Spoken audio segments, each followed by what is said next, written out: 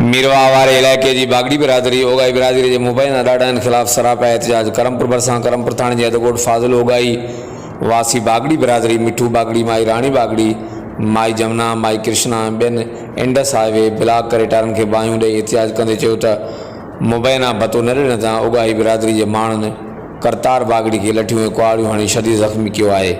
उन्हनि वसवारनि खां इंसाफ़ जी अपील कई। ॿिए तरफ़ करमपुर SHO अख्तियार अली नारे जो मुज़ाहिरनि वटि पहुची मुज़ाहिरनि खे इंसाफ़ जी ख़ातिरी बाद रोड खोलाए ट्रैफ़िक खे वञणु ॾिनो। हर वक़्तु आगाहण लाइ ॾिसंदा रहो JTN वेब न्यूज़ करमपुर।